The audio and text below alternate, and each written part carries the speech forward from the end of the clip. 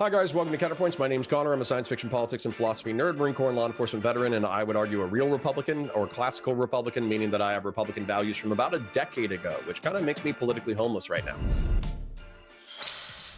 That being said, I do have a lot of fun fighting about politics on the internet, and we're going to be checking out Pisco, a liberal who has some progressive instincts, versus PF Jung, who is a enlightened centrist, and they're going to be fighting about whether or not Charlie Kirk and Maga are fascist. So let's go ahead and get into the content. I'll be pausing intermittently in order to break it down. Let's go.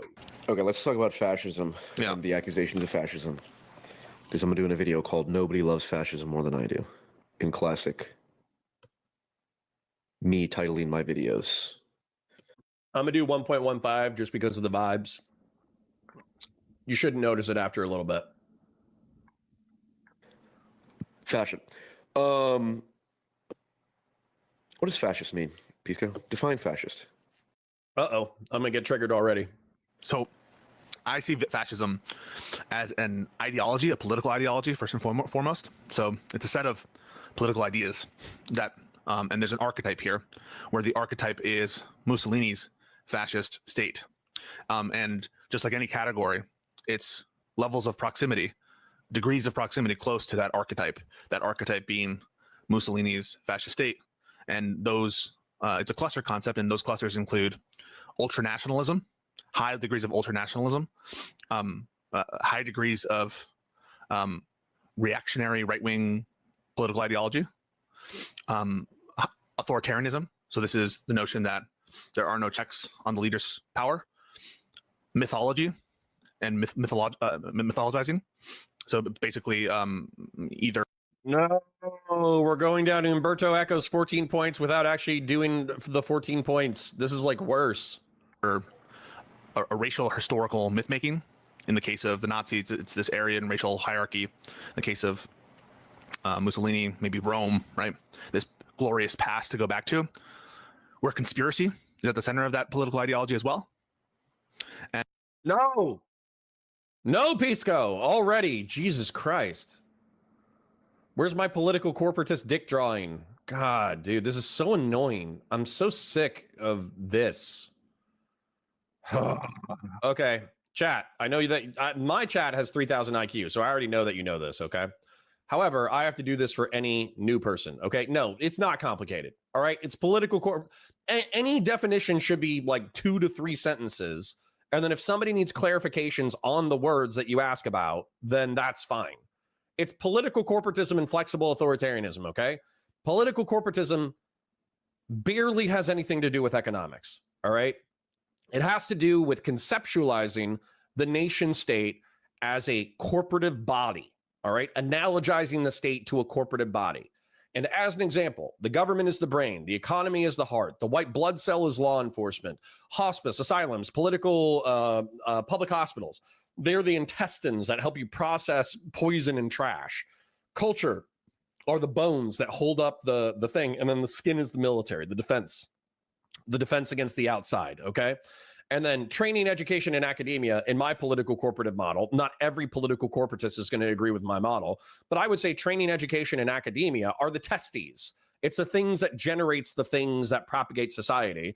And then I would say the twig is the pronatal culture and that conserves and propagates society. And so fascism, half of fascism is analogizing the nation state, the people and the government, not as conflicting forces that fight each other for power and influence within a democracy or within a republic, but as an aligned, borderline biological organism. That's half of fascism is political corporatism. And then I wish I had my Bob Ross wig, because I finally need to draw flexible authoritarianism, because while it can be confusing, I think it makes the most amount of sense. And what I'm going to say is that, let's say that we have 3 pseudo-fascistic models, okay?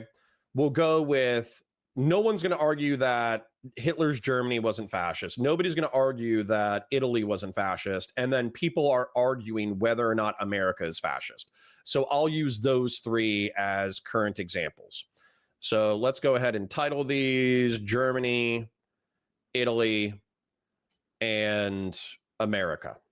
Okay, so when it comes to Germany, the way that I understand how Hitler seized power was that there was a parliament, there was like the chancellorship or the premiership, but there was also like I think the noble family was gone by then. I don't remember if they had any if the king or the Kaiser.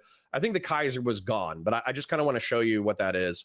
And then let's say that there was like another thing like academia, and let's say that there was like banking or finance or something. Let's say that these were the levers of power within Germany. And then let's say that we had the paramilitary organizations.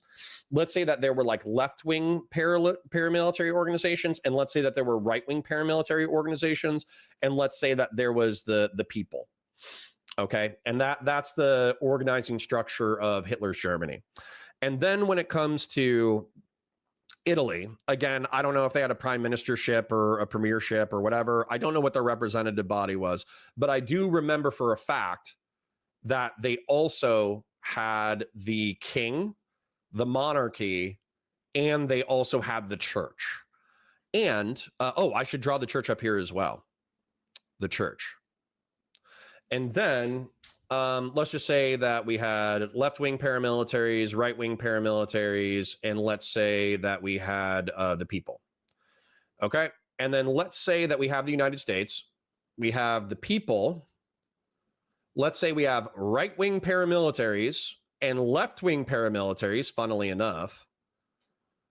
Then we have Customs and Border Patrol and ICE, who Donald Trump has created as one of the longest or largest law enforcement agencies.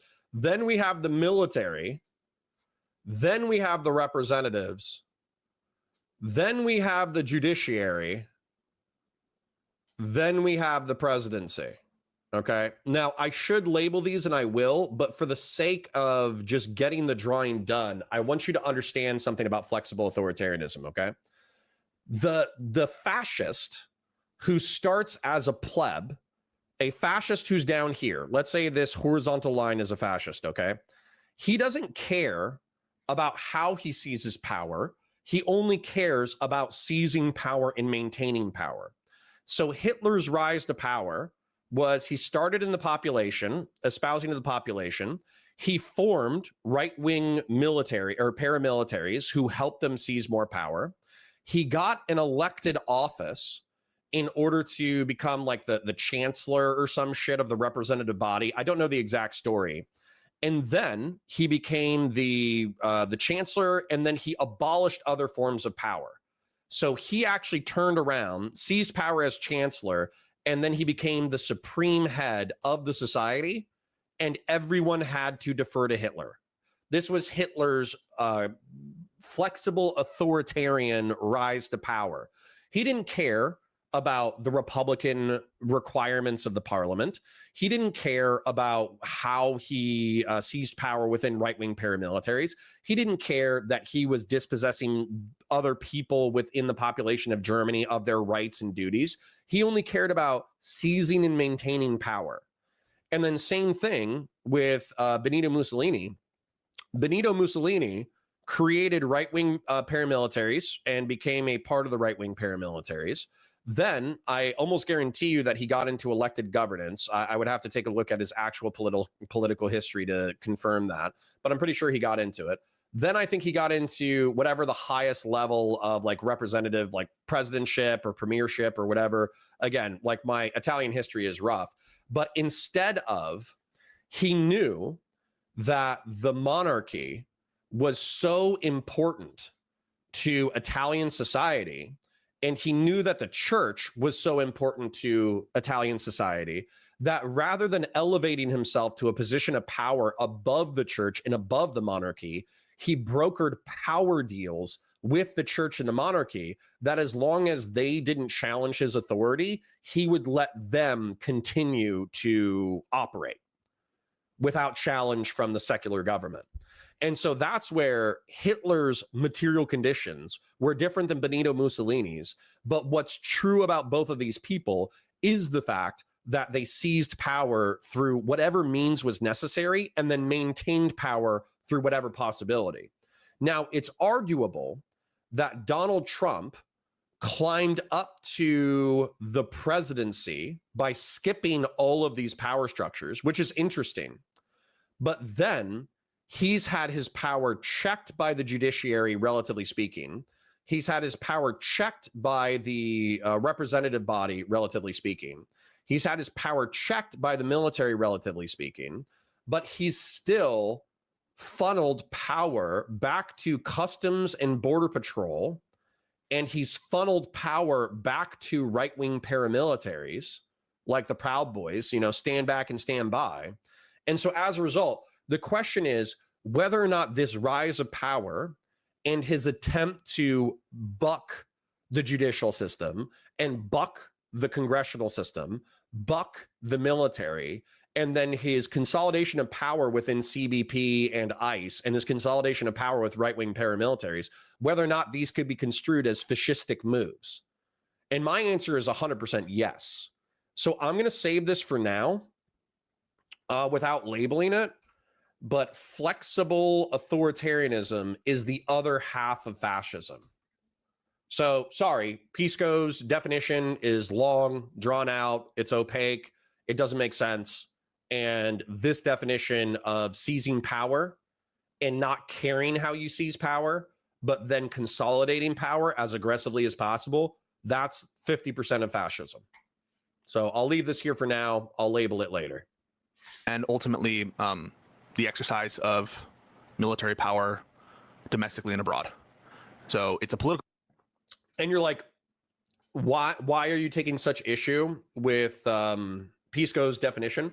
The reason why I'm taking so much issue with it is because if you go with his definition, it's like, oh, it's militarism. The United States is a naturally militaristic society. Oh, it's authoritarianism. Well, governance is a spectrum, and we engage in authoritarian actions along with libertarian and liberal actions. So that doesn't really work. Oh, it's it's craving power. Like, okay, well, we all crave power to some degree, or else we wouldn't be involved in politics. So it's the same thing with Umberto Eco's definition, the 14 points, that it's so nebulous that everyone fits some degree of fascism when you use these nebulous terms. Ideology containing those clusters with those various archetypes that I described. And that, I think, is the best way to put it. What percent of people or instances of people getting called fascist nowadays have that definition in mind, you think? I'm not sure. If you had to hazard a guess based on your... I truly don't. The fascism is truly stored in the balls. No, I don't have a good sense of that kind of polling. Okay, tell me. Okay, tell me, is the overwhelming majority of people getting, like, was Charlie Kirk a fascist? I believe he was. You do believe Charlie Kirk was a fascist? I do. Can you be a fascist and a good person? That's a complicated question. I think the answer is we live in complicated yes. times, Pisco. So, like, Oskar Schindler was a Nazi. And I take whether you're a good person to be some sort of composite of all the things you have done. What is the brains? The government. In the past. And so I think it's possible for there to be good fascists, but it's hard. Do you have roughly the same opinion on fascism as you do communism? What do you mean by that? Do you hate communism as much as you hate fascism? I do. Do you regard both as bad? Austrian Painter, good to see you. Funny thing. So Austrian Painter is normally into drama. Austrian Painter is a longtime Chud Logic chatter, if I remember correctly. And Austrian Painter usually says shit that makes me laugh. So we'll keep wrenches at ease. Okay, let Austrian Painter cook. Yes.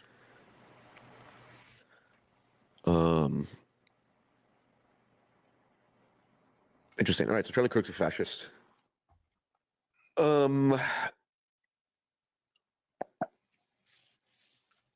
Ooh, Patriarch 10 gifted memberships. G-Bus Christ. Way to kick off the stream. Thank you, King. Everybody salute Patriarch. And also, especially the people who got their memberships from Patriarch. You better salute. Better see some 07s in chat in a minute. Thank you, Patriarch. Interesting. I guess this is part of my issue. Part of the I don't know who Victor Davis Hanson is. part of my issue is the term gets thrown around so much, and it describes, I don't know, 40% of the country, let's say, because that's probably the number of people that agree with Charlie Kirk, to a significant enough extent that he would be called a fascist. What particularly would you? What has Charlie Kirk said that would make him be a fascist, you think? I think the key indicators to me are, one, his support for authoritarian government. He tried to overturn a free and fair election. He supported the actions of Trump, who I think operates as a fascist. So therefore, he's providing ideological support of and devotion to a leader who I take to be fascist, given his policies and given what. Okay, but I'm going to say this consistently, okay? Because I think that MAGA gets like a little upset when you start throwing the F word around. They're like, fascist? We love Jews. And it's like, that's not what it means, right? So I think tons of MAGA, consciously and subconsciously, and by the way, I'm a political corporatist, okay? I think that society, while it has its inherent conflicts, that ideally we should all be pushing in the same direction. So if the government can advocate to get the economy and law enforcement and the population and education and the defensive structures and the culture, like, I don't want them to do it in an authoritarian way, but if we can relatively get on the same page that we all want to do well, then there could be like a libertarian political corporatism. You actually could have like a fairly free society that was still operating like a well-oiled machine. Like I would say the Swiss or the Singaporeans. I think that they're decent examples of how even a free society, maybe not as free as ours, but how a free society could be politically corporative and positive, okay? Now, when it comes to flexible authoritarianism, that's where they just lose me, okay? This is where fascists just lose me, because if you seize power, but you destroy all these underlying institutions, that's inherently anti-conservative. And the conservative perspective on institutions is that institutions are comprised of individuals, but nested within institutions are centuries, if not millennia, of accumulated human wisdom. And so while there's contradictions and stupidity and hypocrisy embedded in institutions, there's also probably a lot of like pro-social constructive fabric within social institutions as well. So Adolf Hitler making all institutions in Germany subservient to him was stupid and reckless, because you can never have a person who's so wise that he is wiser than the accumulated population of your country and also the institutions that preceded him by centuries or millennia. Benito Mussolini was stupid for other reasons. And then Donald Trump is clearly just a fucking moron. So that's why I hate flexible authoritarianism, is because it doesn't pay due deference to existing institutions. So, you know, if I try to explain flexible authoritarianism and political corporatism, I think Jared Kushner would understand exactly what I was talking. No, not Jared Kushner. Stephen Miller.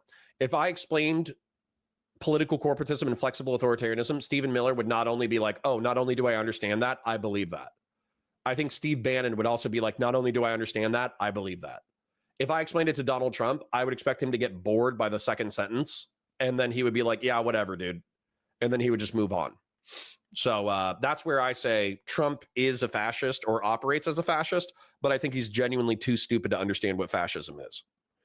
Grassroots with 20 gifted memberships. Jesus Christ. I parasocially love you guys. Seriously. Sacred Snow renewed their membership. L. Messer with the 50 DKK told me about Lamictal. Patriarch gifted 10 Counterpoints memberships, and Grassroots gifted 20. Seriously, thank you guys. I have a disproportionately intelligent, disproportionately generous, disproportionately fun chat. And I appreciate you guys hanging out with me and consuming the content with me almost daily. He wants to see. I think that he embodies a lot of the archetypes that I've described. Oh, sorry, real quick. Newman says something important, though. Hitler faked toil. He made it scapegoating Jews and gypsies in Roma. Once he grasped the national conscience, he purged opposition and kept power consolidated, leaving none other positions for competing for favor. So this is another thing that I want to point out about political corporatism, okay?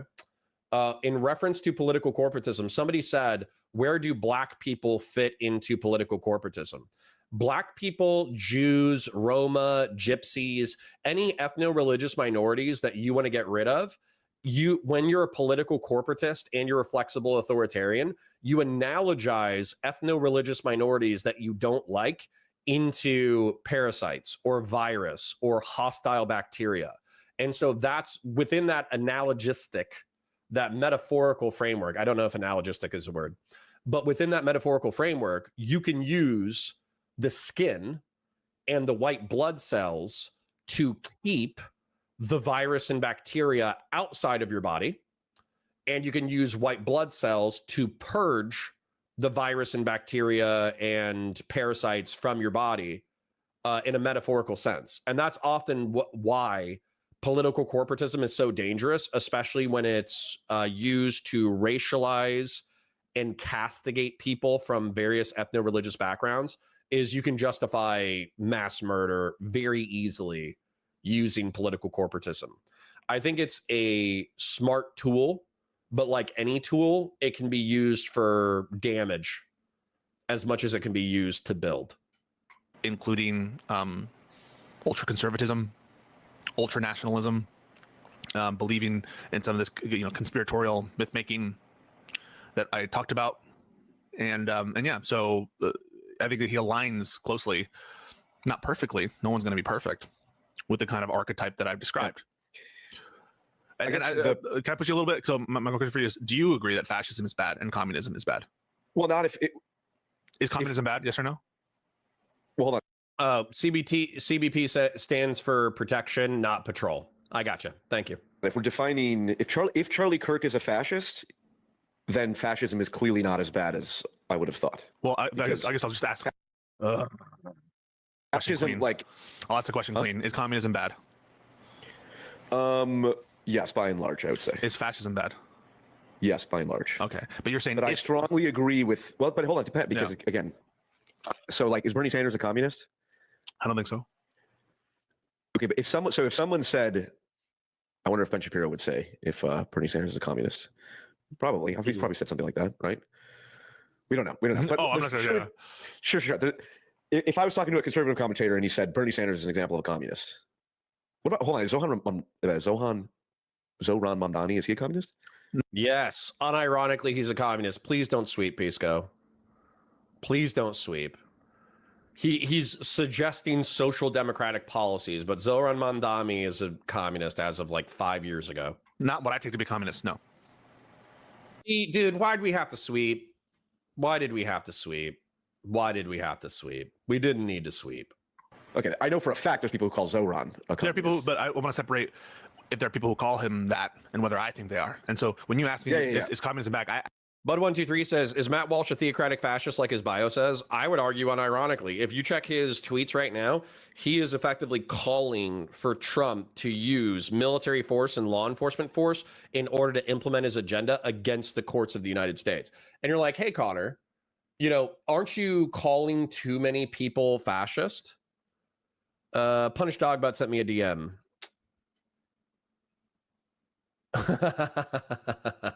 Punish Dogbutt is saying that he would love to talk to Gibbs about ranching, but he doesn't know if he would do it. Okay, so you're like, hey, Connor, if you're calling Matt Walsh a fascist, Matt Walsh has hundreds of thousands, if not millions of viewers who probably agree with him to some degree. And so as a result, aren't you calling hundreds of thousands or millions of your fellow Americans fascist? And isn't that an overly broad definition? But my problem with Matt Walsh right now is that he is encouraging the executive branch to consolidate power with law enforcement and the military, and then to overrule the judicial branch. Now, in his heart of hearts, if Matt Walsh and I start talking about political corporatism and flexible authoritarianism, is he going to bite the bullet and say, yeah, you know what? Donald Trump needs to be dictator of the United States? Probably not. He's probably going to back off and say, you know what? I was pissed off about the Charlie Kirk assassination. I got in my feelings. I'm really annoyed that people keep beating up ICE who are just doing their jobs. As a result, I was getting a little spicy for Twitter. My bad. Maybe Matt Walsh would back off. Or Matt Walsh would double down and say, yeah, you know what? I think Donald Trump needs to be dictator of the United States. And if he said that, then I have no problems calling Matt Walsh a fascist if he believes Donald Trump needs to be dictator of the United States. Because what is he doing?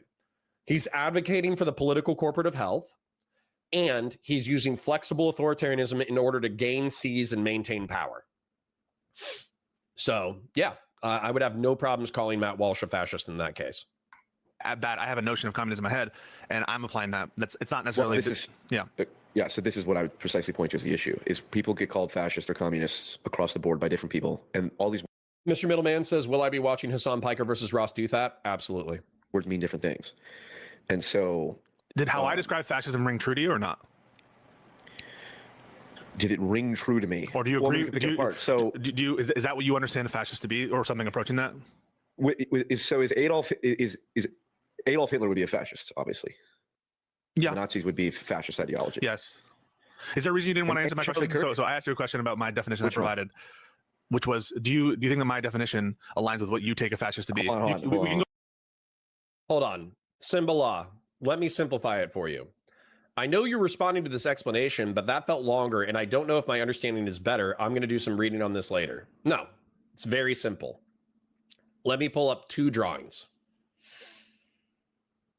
It's 2 drawings, and I can explain it in 2 sentences. Those sentences might have complex understanding, but the sentences are very simple. Okay, so Simba law. I'm going to say this in as few words as possible.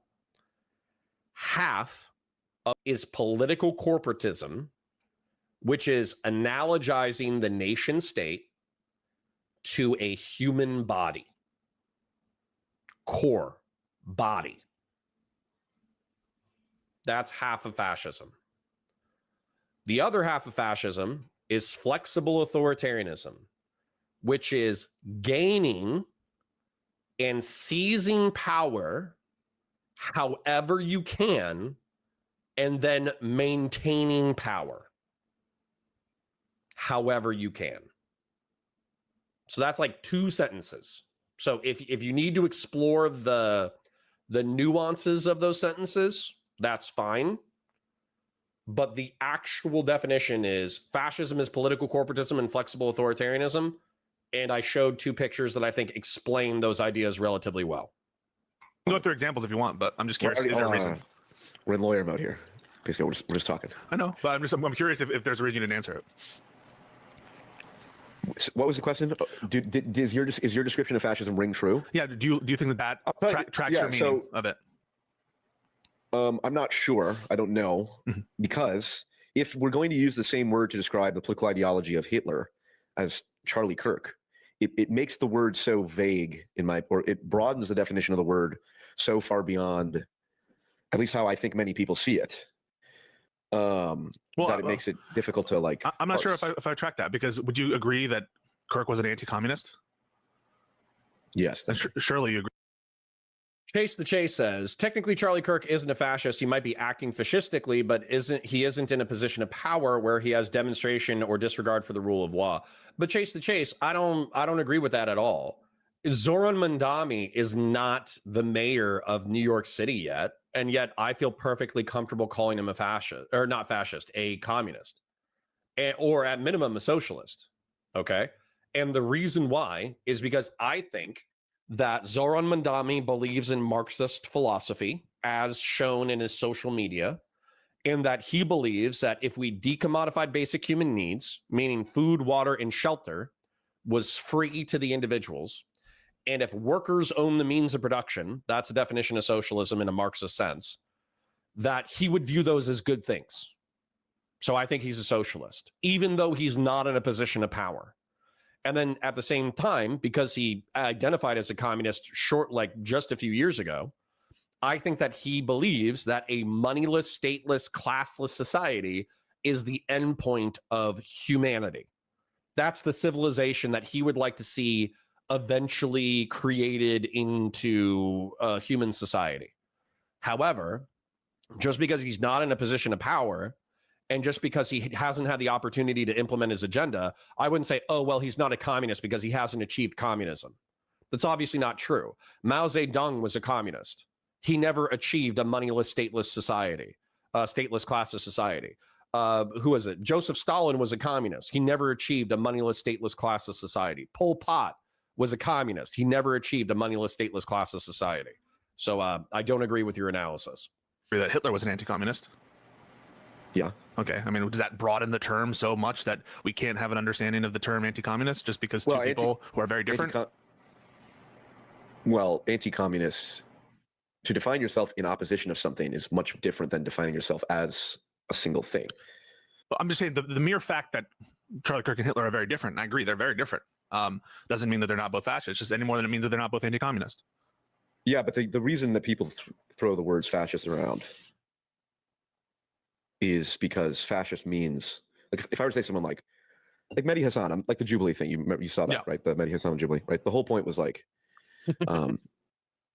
Mehdi Hassan said, well, actually, the guy self-identified as a fascist, but Mehdi Hassan was like saying, you could say I'm a fascist. The implication there, and I think it's one that most people share, is that fascist by definition equals bad, like bad, immoral thing we should fight against. And if like, I would say Nazi for sure is that description. I'm assuming you wouldn't call Charlie Kirk a Nazi. No, I wouldn't. But you're talking about like why people would use the term, right? Like why someone might use the term. It doesn't. Does that bear on like what you think the term means? That's the only words ultimately mean what people think they mean. That's the only thing. Well, I understand. I agree that use is meaning, but like, is the reason why one would use a word, is that in your mind defining the scope of what that word means to you? Because I hear this a lot. Yes, like 100%. Okay, so because words mean what they mean. So if someone calls someone else a Nazi, there's an intent. There's like, fuck this guy. This guy's a bad person. We need to fight against them. The word fascism is basically used interchangeably with Nazi in the popular discourse. Would you agree with that? I don't think that's used interchangeably, but I think it's often used in conjunction. In popular discourse, meaning that, listen, guys, we're disproportionately Twitch and YouTube's politics nerds, and we got 160 people cross-platform. I personally love you. Thank you for being here. Like the stream, share it with your friends, engage with chat, super chats if you got them. Also, if you enjoy my streams and you want more content, type in Valor Media Network, VALOR, Media Common Spelling Network, Common Spelling. That is the channel. I'm live Monday through Friday, 9:30 a.m. to 2:30 p.m. If you're like, damn, my liberal streamer is doing something boring today, I want to go watch Connor, then type in Valor Media Network, subscribe to that channel. I'll be live 9:30 a.m. to 2:30 p.m. Tuesdays, I'm just live on my home channel where I post my VODs because I'm trying to get you to move over there. Okay? But anyways, yeah, AK Badasui says, I don't mind PF Jung, but he needs to be more sarcastic. If he's speaking sarcastically, he says too many things with no other tone. I agree.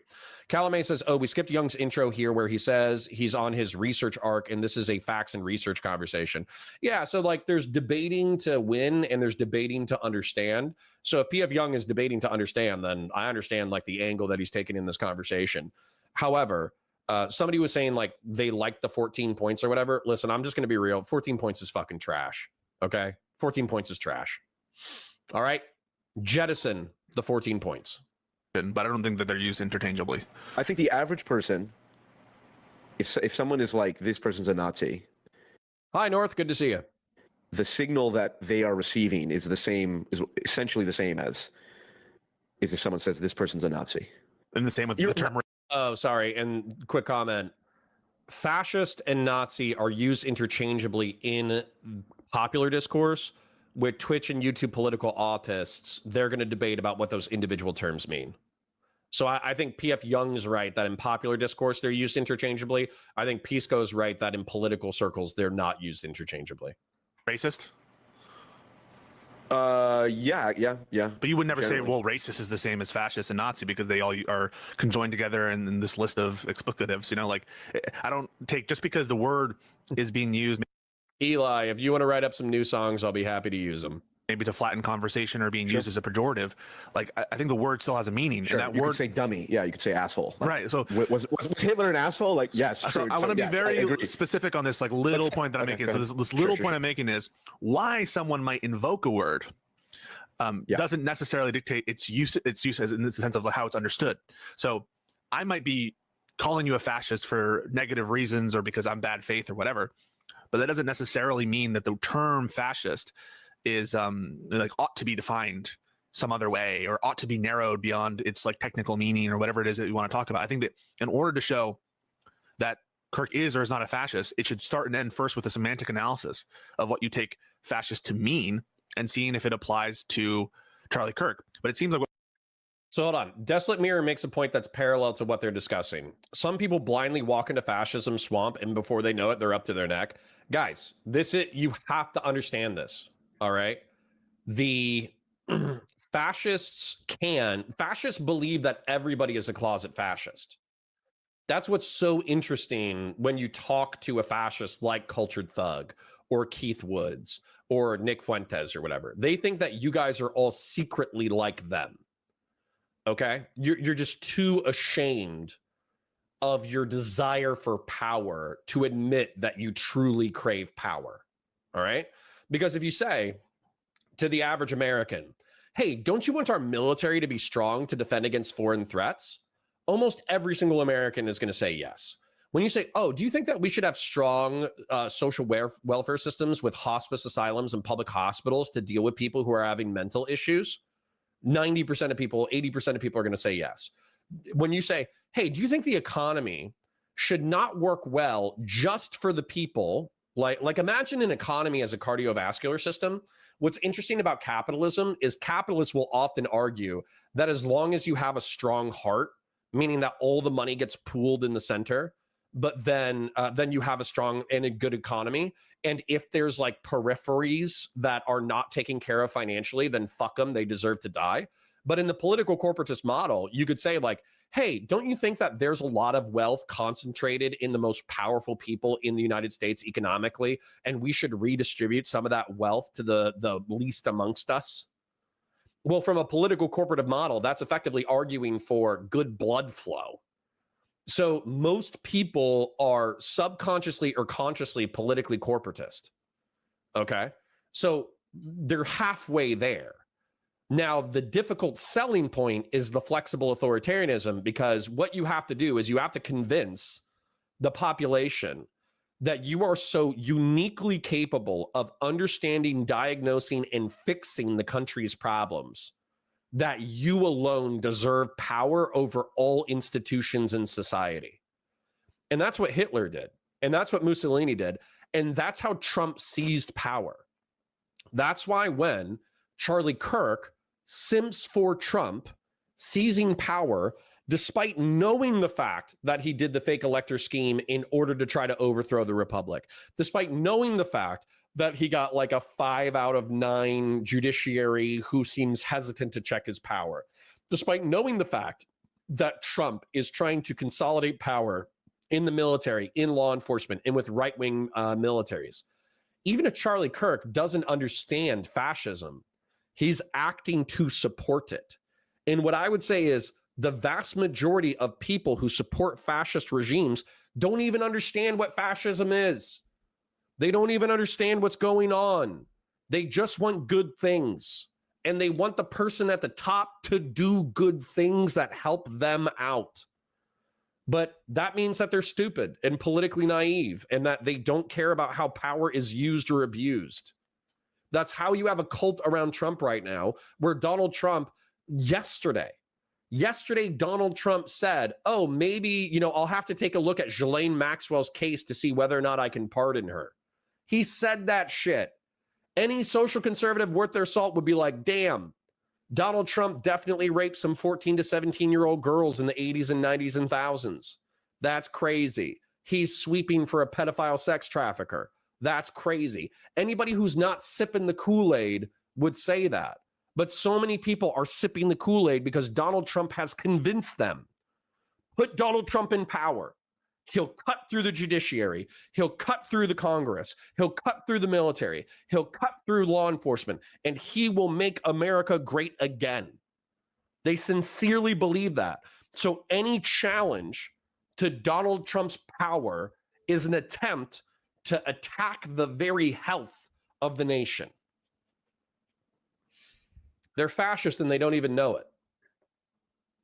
That's why it's so pernicious. That's why it's so evil. That's why it's so scary.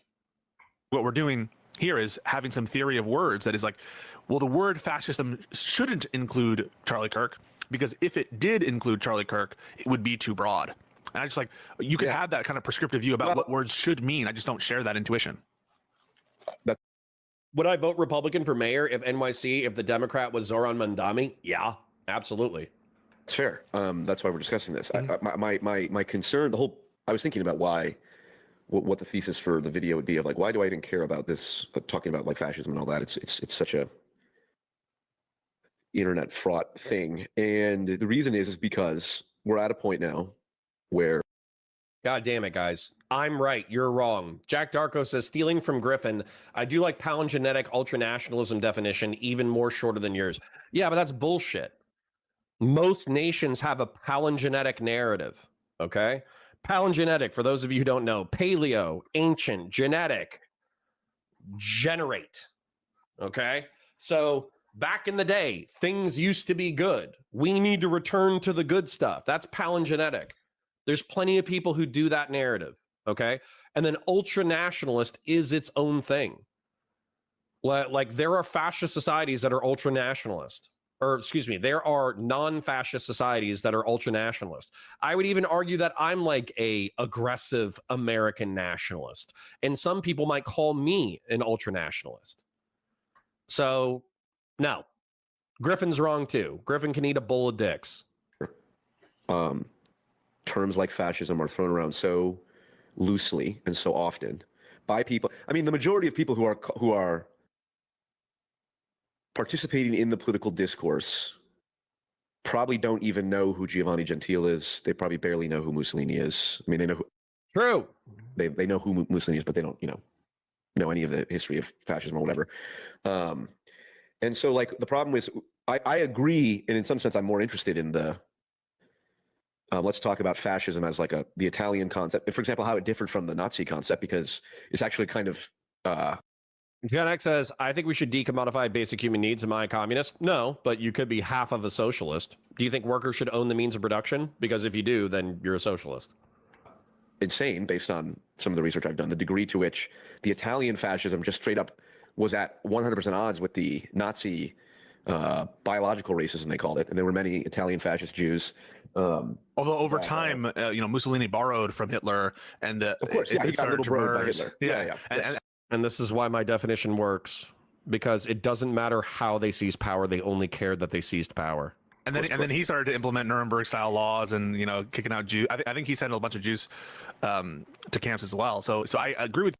Newmanak says, Connor, sorry if this question annoys you, but if you had to give Jesus of Nazareth a political category, what would it be? Probably a pacifist. Well, when he was alive, a pacifist anarchist.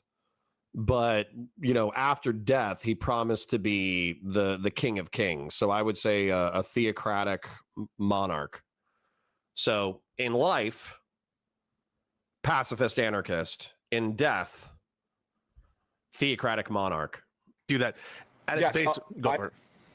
Do you know who TK History is? No, I don't know who that is. He's a YouTube channel. He's like a neoliberal cuck, you could say. But he does like historical analysis of fascism and Hitler and all that. And I watched one of his videos, and he claimed that the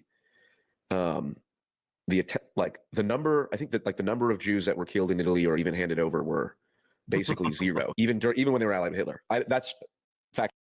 Sorry, what? Check. We can fact check. Yeah, we can fact check. But, my point is, what's indisputable is like the Giovanni Gentile strain of fascism explicitly rejects racism. Like Benito Mussolini. Have you seen the J-Reg video? Fascism really got a bad name from the Nazis. I feel like as soon as I say that sentence, I shouldn't continue the thought. But if you just look at fascism as an ideology, there's nothing that says it has to be racist. Like, let me read you a quote, okay? I know I'm losing you. Let me read you a quote. Race, it is a feeling, not a reality. 95% at least is a feeling. Nothing will ever make me believe that biologically pure races can be shown to exist today. National pride has no need of the delirium of race. Benito Mussolini, fascism inventor, guy that invented fascism in a basement in a garage with just a dream and a couple of guys. This is like the creator of fascism explicitly saying race is mostly gobbledygook. Now, this was shortly before he got little broed into being racist by Hitler, but Hitler ruined a lot of things: the pencil mustache, the Roman salute, fascism as a concept. But like, this is my issue of like, okay, well, hold on. If we're gonna God, I love Shrek. discuss the ideology of fascism, well, are we going to use the Giovanni Gentile sort of ideological strain of thought, or are we going to use the Nazi one, or are we going to call Charlie Kirk this and all that? It's like there is no consensus on it, and that's a problem. And B, I guess I'm interested because it's so like, yes, but communism. It's like, yeah, communism, as I understand it, and if we're going to use it in the broadest sense, bad form of government, absurd. However, I agree with a lot of what many people who call themselves communists, or at least don't care about the label of communist, say. Like, wealth inequality is a major problem.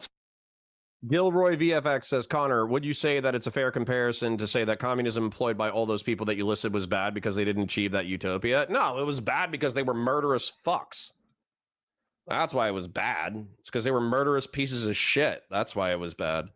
And by the way, I don't even think a moneyless, stateless, classless society is possible. Like, I think that as long as we are a species that is reliant on the natural world for our survival, there will be some degree at which competition and cooperation are both needed. In communism, unfortunately, like it takes the stance, in my opinion, that we're just a cooperative species, and that what is it from each according to his ability to each according to his needs or some shit, right? Like that's like one of the famous Marxian quotes. And then also the decommodification of basic human needs and workers owning the means of production. I think that's only going to be possible once we have like an automated robot slave race. Once 90% of labor that's required to maintain society is doable by robots, then we can instantiate socialism in the world, which is food, water, and shelter is provided free to everyone, regardless of their productivity. And then workers owning the means of production, you could probably achieve that through like a universal basic income, where all of that productive energy of society, like 90% of it, if we keep money as a way to track productivity, then what we could do is we could break off some of the profit, some of the excess energy from that robot slave race, and we could give that to each person, through which they will be able to purchase, luxury goods and or consumer goods. That is possible pretty much through, in my opinion, through space mining and a slave race of robots. That's when socialism will be instantiated. When it comes to communism, a moneyless, stateless, classless society, you have to understand that money is effectively a way to track energy expenditure. I think we're always going to need that. So we're always going to need money. Stateless, I think we're always going to need governance. So eliminating states is also stupid as shit. And then classless, I think that there's always going to be, if you eliminated the bourgeois, the ownership class, and the proletariat, the working class, even if you banned ownership, there would still be a difference between, it's like the difference between rednecks and, rednecks and white trash, right? Rednecks believe that they are better than white trash because white trash sit around in trailer parks all day, smoking meth, doing pills, and banging their cousins. That's what white trash does. Rednecks have red necks because they're white, but they work out in the sun all day. They do agricultural work. They hunt. They're outside. They're productive. And so if you talk to a redneck is, while it's derogatory from an outside cultural perspective, redneck versus white trash is a point of pride within like rural white communities. And so you have to understand that there's going to be new tribal associations that emanate, even if you eliminated the quote unquote ownership class. Like it would probably be between the government, people who decide how society is run, and the people. And then that would be the new classes of society, would be like the governors and the ruled, So anyways, no, I think communism is a fucking pipe dream. I think that socialism is technologically possible, but probably not even ideal. So yeah, so that's where I'm at. Sort of the basis of communism. And like, okay, talking about the third position is the Giovanni Gentile fascist or whatever. It's like, I agree a lot with people who say like, yeah, we should have a strong national identity. That I do think more that, the idea of like a nation of individuals and having our conceptions of liberty and freedom be that of negative freedom rather than positive freedom. I don't think that's necessarily a good model. I do think it's good to have to instead of saying, well, like America is a country of individuals where everyone can pursue their own ends and freedoms. It's like, no, America is one nation with a common destiny. And that is more in the mythological underlying narrative of people, fascistic in the same way that like, I really think wealth inequality is a real problem that we need to take like strong action to address. Well, that's what communists was. Yeah, Grassroots says, in what way is it different than a monarchy by your description, not in terms of an organ or body, in terms of support? No, I agree with you, Grassroots. I think that's part of the reason why that the fascists claim that everybody is technically a fascist is that they believe that people, to some degree, they crave a monarch. They crave somebody at the top to kind of define what's good and bad and make it happen. So I actually think monarchy, especially divine monarchy, probably does fit a lot with the political corporative model. And if you believe in divine monarchy, where God has chosen a ruler who will be wise enough to rule over you and create whatever social institutions are necessary, then it's effectively divine monarchy. I think fascism and divine monarchy have a lot of parallels. But if you look at monarchy, historically, monarchy had somebody at the top, but then what they had like the dukes and the lords. And the dukes and the lords were like miniature kings who ruled over regions, and they had their vassals. And their vassals, they worked the land, but they could also be called up as men at arms during war. And so while divine monarchy in a ideological sense is super parallel to fascism, I would argue that historical monarchy is actually more like republicanism than you might recognize. Because the king, while in name he had unlimited power, he still had to share power with the church. He still had to share power with the dukes and the lords. The dukes and the lords had to share power to some degree, with their vassals, and their vassals had to not rebel against their dukes and lords for their dukes and lords to have relevant power. And so I think, again, ideological monarchy, I agree with you. Historical monarchy, not as much. So it's like, I agree with, depending on how you define fascists and communists, a lot of these people. But the problem is like, well, Hitler's and the Nazis are called fat. And it's like that. We can just clarify our terms, right? Like, so I hear a lot of what you're saying, and I agree with a lot of it. So to the extent. Hi, Hosbauer. Good to see you. That like there are things from various different ideologies that you can agree with. Like there are some aspects maybe of the way that communists look at history that you might find. Yeah, Hitler drank water.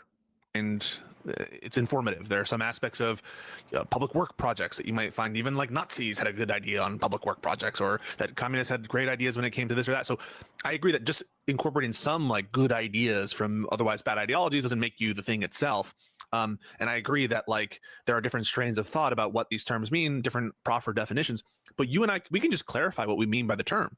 And it seems like there's a desire on your part to get to like the normative, like what fascism should mean. But first, I think we should like talk about what fascism you take to mean, whether or not it should be used one way or the other. Like, what do you understand fascism to be? And does Charlie Kirk fit the bill? What you'll often hear, I think, from certain people who fight on the is Trump a fascist, is they'll say, well, has Trump instituted the Holocaust?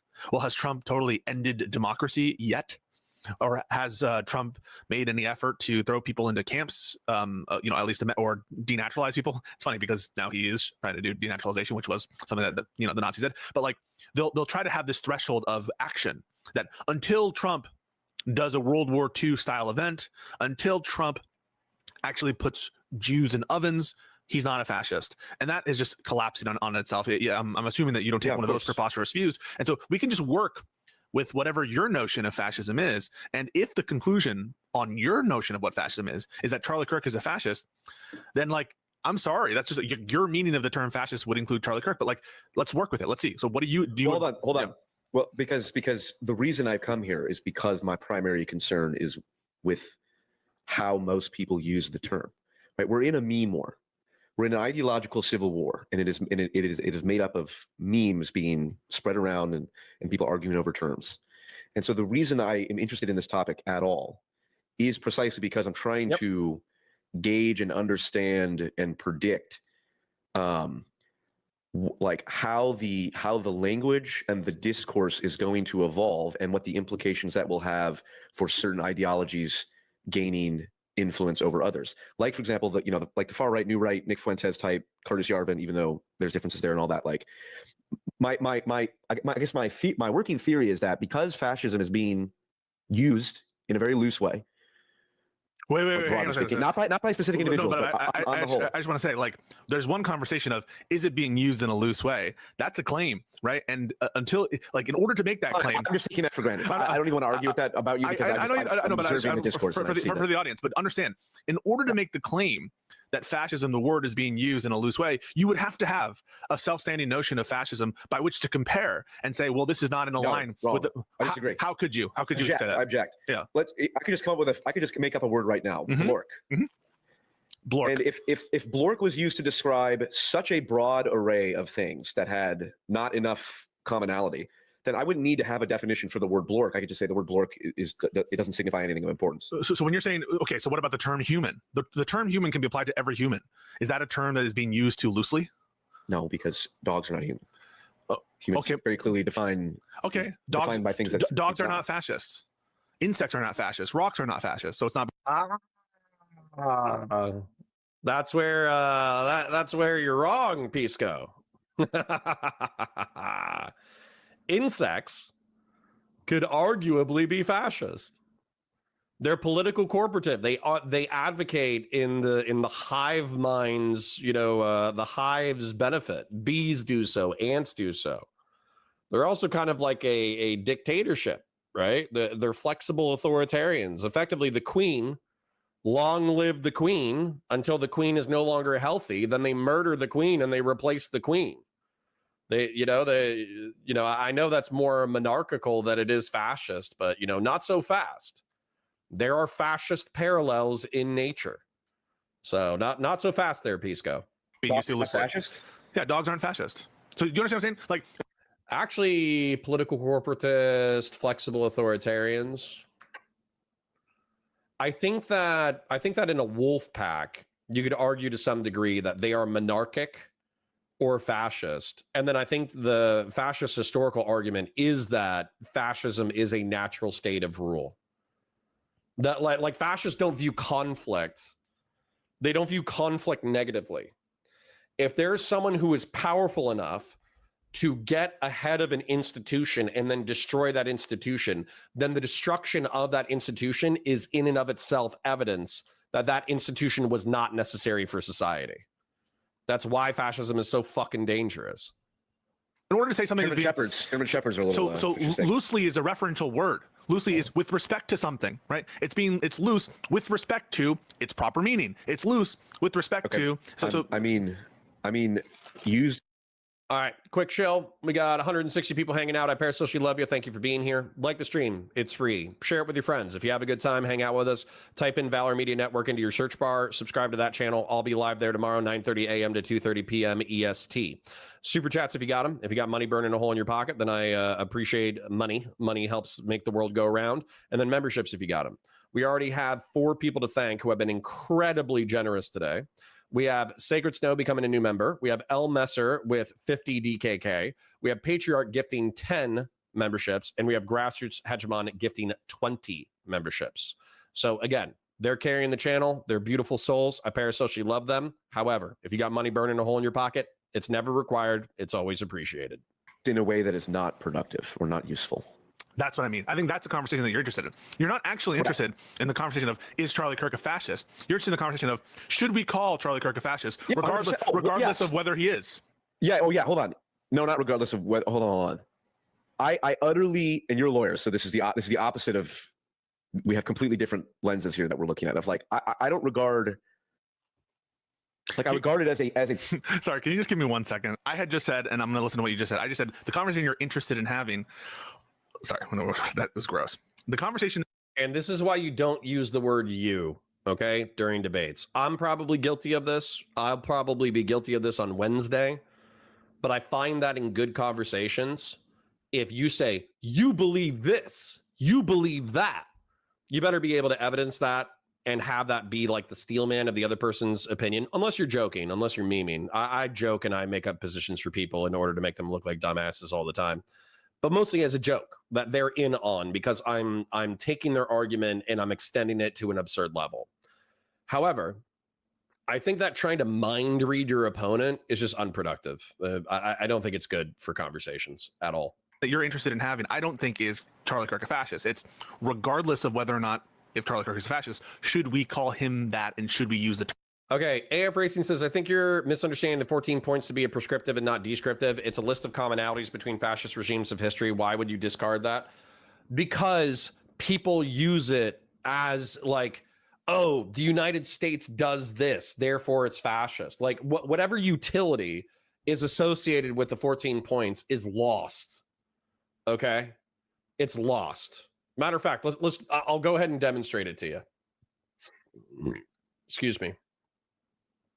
Let me click here, then click here, then click here, then click here, then click here. Umberto Eco, 14 points. God, I hate the 14 points. Why are you doing this to me? The cult of tradition. Plenty of societies have tradition, okay? The rejection of rationalism. There's plenty of irrational movements in our society. The cult of action. Lots of people worship action. The rejection of analytical criticism. Dude, this is just, half of these people are fucking stupid as shit. Half of these things people do all the time, so it becomes useless, all right? It's a useless, overly vague definition. And you're not going to have people who are going to be like, oh, well, I have 6, but we're missing the other, we're missing the other 7. Therefore, you're not fascist. That's not how people use that. People find 2 or 3 of them and they're like, you're fascist because you meet 3 of the 14 criteria of Umberto Eco. It's fucking annoying as shit. It makes the discussion worse, not better.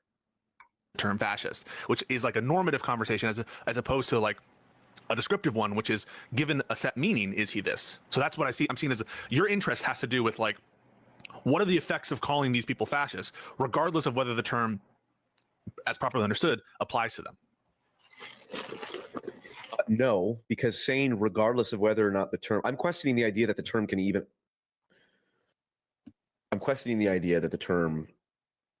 even has, because if we say, is it fascist to subjugate people on the basis of race? Not by itself, right? Yeah, but people would point that to, like you said, it's a cluster phenomenon, right? So, it's like a DSM thing, or if you check 5 out of 7 or whatever, which, I mean, I would argue that's all concepts. That's like a Wittgenstein. I totally would agree with that it's all concepts. But like, I want to narrow the thing right there. Like, it seems that you are uninterested in discussing whether or not he is or is not a fascist. All right, hold on. Well, you guys haven't even established a good definition of fascist. So like palingenetic ultranationalist would be even better, because then you could say MAGA is a palingenetic narrative. An ultranationalist, it seems like Charlie Kirk wanted to give near dictatorial power to Donald Trump within American society. Therefore, he's a palingenetic ultranationalist. Therefore, he's a fascist. Like that would have been even better for Pisco's line of argumentation, even though I don't agree with it. Whereas like this 3-minute attribution of half a dozen variables, I felt like was like not strong at all. And I've argued my definition half a dozen times, so I'm not going to argue it again. Umberto Eco sucks, okay? If I was in a room with Benito Mussolini and Umberto Eco, I would shoot Umberto Eco twice. And I had 2 bullets. I would shoot Umberto Eco twice just because he made me have so many annoying fucking conversations. And then I would strangle Benito Mussolini, but I would shoot Umberto Eco. Okay? Are we there? What is your motivation in this? What are you interested in discussing? Well, I just was here to answer your questions about executive theory, and I thought they were very interesting questions and very interesting things you brought up. Right. So I'm just doing that. This, yeah, I know this feels very lawyerly because normally my motivations are I suppose. Hold on. I guess I'll be clear. Yeah. Yeah. When it's like, is Charlie Kirk a fascist? It's like whether or not Charlie Kirk is a fascist depends on whether or not Hitler is a fascist. And generally it's like I don't like. There is a practical thing of like I'm not going to use the same word to describe Hitler as Charlie Kirk. Now you would point out like, well, what about like race? We could just say like racist or mean, even like mean. Yeah. Like, was Charlie Kirk mean? It's like, yeah. Was Hitler mean? Hi, Magnus. It's like, yeah, but at a Hi, Harmonic Fox. certain point, Well, using depends what we the mean, same right? word like that.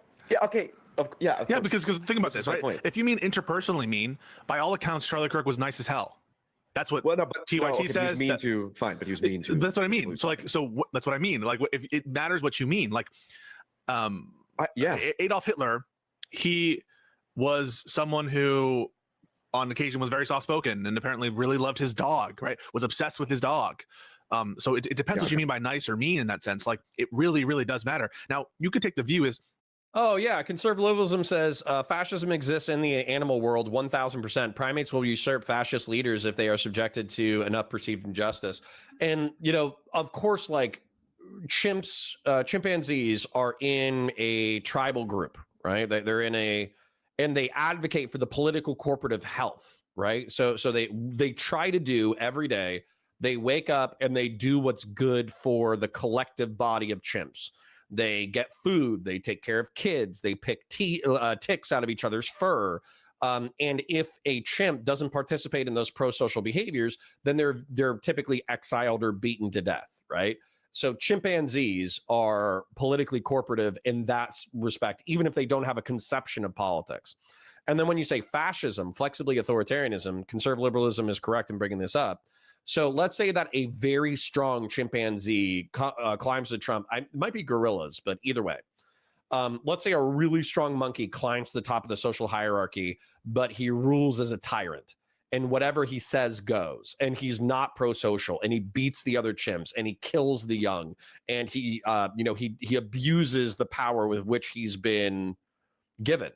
Well, what'll happen in chimpanzee troops is 3 less strong males will corner the strongest male and beat him to death, and then the next stronger male will become the leader. And so you have to understand, like, are chimpanzees writing treatises about fascism? Obviously not. But is political corporatism kind of like an entrenched pseudo-biological concept? Yes. And then is flexible authoritarianism effectively a description of how power is gained and maintained? Yes. So, yeah, thanks for the observation, conservative liberalism. I appreciate it. I don't want to say anything of Hitler that's true of Charlie Kirk. And some people take the view that Charlie Kirk, for example, is racist. Say of Hitler, anything that's true. Officer Nasty says, did you cover the NSE versus DGD debates yet? Yeah, yesterday. Go to Valor Media Network. It's on there as a VOD. Okay. Some people say that Charlie Kirk is racist, right? I'm not saying that I said he's probably racist, but I put that aside. I think everyone's probably racist. I don't think, and maybe that's true. I don't think that he's racist in the way that Hitler's racist. But or you could say something like this, like you could make, I think, a strong argument that there are some black nationalists who are racist as fuck, or that Malcolm X said things that were super, super racist. But do I think that they're racist in the same way as Hitler, or racist in the same way as your average Southern Democrat in the KKK era? Probably not. Okay, people are correcting me that there's typically not a dominant male in a wolf organization, like a wolf pack, and that what is it? If I remember correctly, the dominant male dynamic in wolf packs happened more in wolves in captivity than it happened with wolves in the wild. I remember that. not. So there can be a great deal Right. of additional conversation to clarify what we mean by terms. And maybe you're frustrated that that's not happening when people just throw around the label fascist. Well, yeah, that's part of it. But even like we were pointing about racist, it's like that's precisely why I think the term racist has lost all its like calling someone a racist means absolutely nothing nowadays. But you can just ask Because people the what they term has been mean by the used. term. It's like if you're in a conversation with someone and you say like, "Hey, what do you when you call Charlie Kirk a racist? What do you actually mean by Wait, hold that?" on. Let me. You know who Alex O'Connor is? Yeah. I have to look into it more, but he puts forward a theory of knowledge called emotivism. Or maybe it's a Loose Duke says it's off topic, but do you believe in climate change and green energy? Just curious. Anyways, enjoyed you on Destiny streams. This is my first time watching your stream. Yeah, there's this video that I like a lot. And if you have like somebody who's kind of like a climate change skeptic, I would recommend sending them this video because climate change is a nightmare. This one talks This video was sponsored by Climate Change is a Nightmare by Up Is Not Jump, 2.7 million views 5 years ago. So what's interesting about this one is that it actually shows the correlated dips and increases in temperature. And it shows that we were supposed to be, I don't know. Yeah. So we're supposed to be in a hot period, and the hot period is getting hotter, likely due to correlated greenhouse gas effects. And it shows that, like, yeah, sure, maybe in a century or two, we'll experience an ice age, and maybe we'll be thankful for global warming. But we're talking about probably some degree of ecological disaster while we're waiting for the next ice age. And so I thought this one, climate change is an absolute nightmare. This is why. I thought this was a brilliant YouTube segment that addressed a lot of my climate skepticism.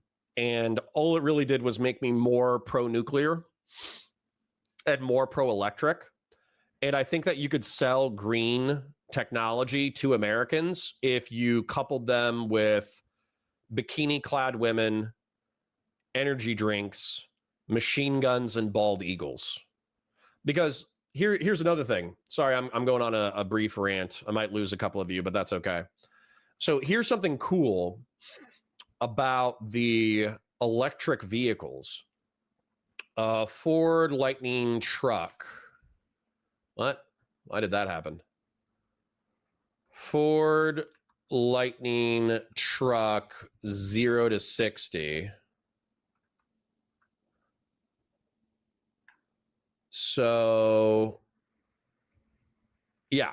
So if you go check this out, the electric Ford truck is like 0 to 60 in like 3 seconds or 4 seconds. The performance on it is fucking insane. So yeah, like just because it's electric doesn't mean that it doesn't perform well, especially if you're not hauling a lot of stuff. I still think diesel is ultimately better for like hauling long distances, but I think electric for street performance, electric vehicles are fucking crazy. That's his, I think that's his moral outlook. moral philosophy, right? Yeah. Where like, boo, what is this thing? Yes, the Wednesday stream is actually going to be with Corbin Sales. I'll probably be live for it, truth be told. It's like, if you don't like Hitler, you say like, boo Hitler. It's like, is boo Hitler a true statement? It's like, no, it's an expression of a sentiment. And it's true that you might feel that way, but like you can't logically parse boo Hitler because it's an expression of emotion. You're saying that he's taking the view that moral propositions are not truth apt.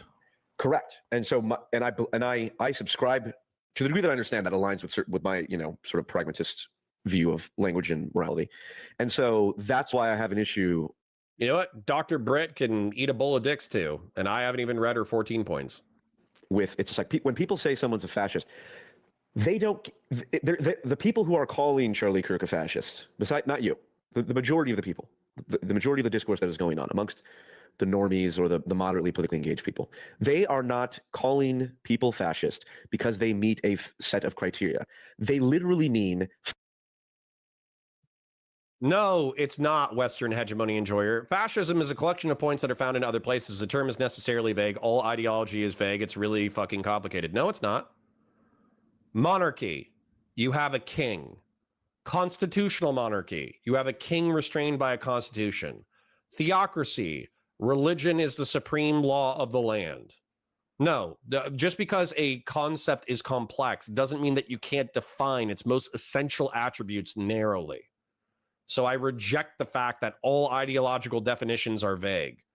Communism is not a vague definition. It's misused all the time, but it's very specific, especially in a Marxist sense, okay?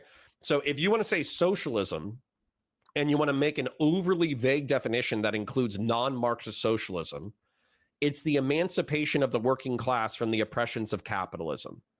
That's what every single socialism is trying to achieve. But if you use socialism in a Marxist sense, then it's the decommodification of basic human needs and workers owning the means of production. And if you're talking about communism, it's a moneyless, stateless, classless society. So no, just because an idea is complex doesn't mean that you can't summarize it within a few words and get to its most essential points. So I think what you guys are doing, because you're a bunch of guys, you guys are a bunch of fucking libs, no offense, but since you're a bunch of fucking libs, you were raised with your fucking lib shit professors who came up with shitty definitions, and they fucking glazed Umberto Eco. They saw the 14 points from Umberto Eco and they're like, oh. And then as a result, you're like, damn, I learned that in college. It must be true. My professor is super smart. There's no way they could ever be wrong about anything. And so now you have some fucking dumbass Marine on fucking YouTube who says, oh, well, I've researched this better than your professors. And you're like, there's no way. Professor Candace would never lie to me. And that's what's going on. There's cognitive dissonance between what your professor in college said and what I'm saying. I'm right, they're wrong. Sorry about it. Fascist equals enemy. Fascist equals bad person. It's like it's more of an emotivist expression. I believe, and I'm saying and I'm taking this is an assumption. I don't want to argue about this. I suppose we could if you disagree. Oh my God. Fucking Lawrence Britt, 14 points.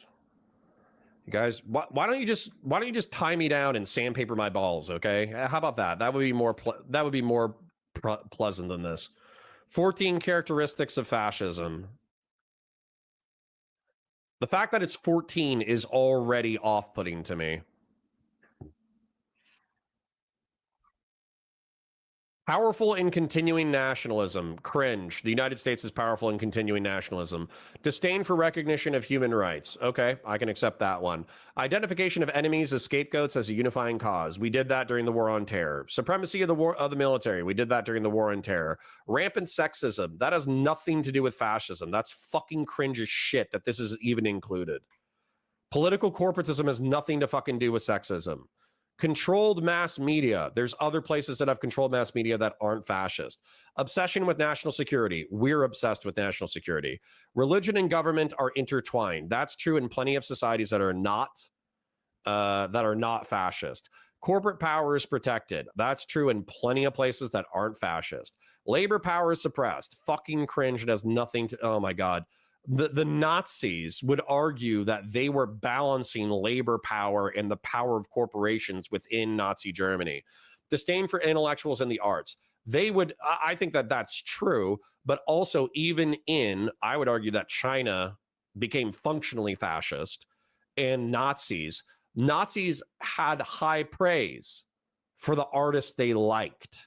Obsession with crime and punishment. We're obsessed with that. Rampant cronyism and corruption. That was in plenty of cronyism I'll agree with in reference to fascist Germany and Italy, but there's plenty of corrupt societies that have nothing to do with fascism. Fraudulent elections. There are probably fascist societies that don't even have elections at all. So once again, it's some fucking social scientist who studied Italy and Germany, and they're like, this is it. Instead of just reading Giovanni Gentile. Instead of reading Giovanni Gentile and cutting to the core of what fascism is, they did infinitely more work to come up with an infinitely worse definition. So this Brit guy can eat a beach full of wieners. Okay. I read it and I'm worse off for reading it. But like, I'm just taking that based on my observation of this, that is how the word is being used. And so I agree that we do need to have a discussion about like, okay, the definitions of fascism and the Giovanni Gentile versus the Nazi biological fascism and all that stuff, or biological racism and all that. And it's just like, that's what I'm generally interested in. And I'm in lawyer mode now defending myself, even though I don't even know what I'm arguing. I'm telling you. Yeah, let's take a step back. So we can talk about Charlie Kirk. We can talk about Charlie Kirk. Well, let's take a step back. So I kind of view the conversation in different ways, right? Like, I'm personally interested. I noticed that. It's like Richard Dawkins and Jordan Peterson talking. Sure, yeah. I kind of see there's a conversation about like, what is fascism? Is it being misapplied by the left or by Democrats or by this or that? Sure. That is a conversation that fundamentally relies on what the meaning of the term fascism is and how people mean it when they use it.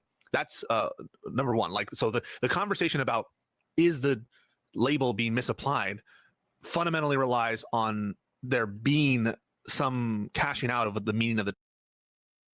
Loose Duke says, my dad doesn't believe in greenhouse gases and thinks that volcanoes are causing climate change. It's true that we've gone through warming and cooling periods throughout human history. Well, not even human history, but throughout Earth's history. But if you look at the total output of agriculture and transportation, it makes the volcanic output. I think the volcanic output is like 5% of what's put out by industry and agriculture. So it's like not even fucking close. Term. So that's that's what I just said about the emotivism thing. I don't agree with that. With the meaning of word, no meaning. So words have meaning, right? You understand words to in order for us to see. Desolate Mirror gets it. My white monster EV charged with my white monster solar panels, dude. Seriously, make EVs sexy, dude. This is why Democrats, no offense, but this is why Democrats and liberals and progressives suck so fucking bad, dude. You have no idea how to market to conservatives, and conservatives would probably buy half of your bullshit if you just sold it correct, okay? The way that you sell EVs is you're like, bro, if you buy a Prius, then you'll be able to save the Galapagos tortoises from getting caught in nets due to decreased plastic consumption and production. And it's like, any conservative is like, I don't give a fuck about Galapagos tortoises. Nobody gives a fuck about Galapagos tortoises who's right of Joe Biden, okay? However, if you were like, bro, look at this fucking hot rod that has an EV. It does 0 to 60 in 3.5 seconds. It smoked the muscle cars from the 1960s. And on top of that, check out this hot babe. She loves that you're saving the animals. You don't give a fuck about the animals. You ran over 20 Galapagos tortoises when you came to pick her up on this date. But she thinks you're saving the environment, and she's willing to give you a handy in the hot rod. Boom, right there. Throw White Monster sponsorship on the side. You're good. You sold 1 billion electric vehicles. It's fucking crazy how shit liberals, progressives, and lefties are at selling their ideas. It's fucking terrible. Make it masculine, put chicks with a huge rack next to it, show an EV hot rod smoking a 1960s hot rod and stylize it in a 1960s hot rod style. You'll sell 1 billion electric vehicles. I'm getting pissed. I'm getting so fucking pissed at how stupid political and national discourse is. I'm actually getting angry. Fuck. All right, I'm gonna give them another idea. And then we're probably gonna move into the next content. Even be intelligible, right? You have to understand the words I'm saying. Whether you're a motivist or not, I understand motivism to be related to moral propositions, not necessarily the meaning of a word. Right. Well, right. but meaning is what we define meaning. Is like meaning is the degree to which it has salience to one's behavior and emotion. So if I say boo Charlie Kirk, the meaning is that person doesn't like Charlie Kirk. If someone says Charlie Kirk is a fascist, then they're being correct, right? So if you take, and I would say Charlie Kirk is a fascist is a similar. Okay, for many people, that's how they're using it. If you're understanding Charlie Kirk is a fascist to be, Brad Deuce is right. Isn't the spirit of a truck to have plenty of torque for hauling stuff? Yeah, it is. You're right. boo Charlie Kirk or I don't Yes. like Charlie Kirk, then Yes. to the degree that it's making any statement, it's something to the effect of I disapprove of Charlie Kirk, that probably accurately reflects their views, their subjective views, in which case they're not saying anything wrong, right? So But my point is, it has absolutely nothing. It almost always has absolutely nothing to do with the degree to which Charlie Kirk exemplifies the Giovanni Gentile, like ideological notion. well, that's a case, but that's this kind of conversation that you're not as much interested in. What I'm saying is like the meaning of the term. All right, I'm good. Listen, this conversation would be infinitely easier if either one of these fucks had run Giovanni Gentile or even talked to any fascist philosopher like Cultured Thug or Keith Woods, who are modern people, by the way. They have web cameras and microphones, but because everybody's a fascist, there's because everybody's a fascist and no one's a fascist and no one knows what fascist means. It's political corporatism and flexible authoritarianism. People were saying that I was talking too long when I was defining it, but I'm just fundamentally fucking correct. It's about thinking about politics within the realm of a body where you're trying to harmonize the functions of the nation state, both the people and the government that rules it. And so you try to harmonize this. And of course, there's like inherent conflict, but you harmonize the functions of the state through conflict. And then you seize power however you can, and you maintain power however you can. That's it. It's super fucking simple. And so if PF Jung had that definition, and if Pisco had that definition, and if they understood that definition, they would be able to have a reasonable conversation about whether or not Charlie Kirk was a fascist.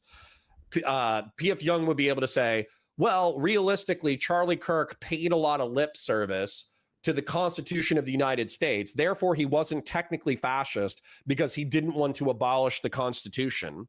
And then Pisco could say, while Charlie Kirk paid lip service to the Constitution of the United States, he worked with and promoted a president who tried to overthrow the Republic of the United States and therefore the Constitution of the United States. Therefore, we should look at his actions and not his words. And then they could continue to have a fight about how fascist Charlie Kirk was. But because we live in the dumbest possible of timelines where nobody understands anybody, we're effectively living in the Tower of Babel in reference to political discourse, we are effed. Why use many word when few word do more? Use few word better. Few word better for definition. I right, you wrong.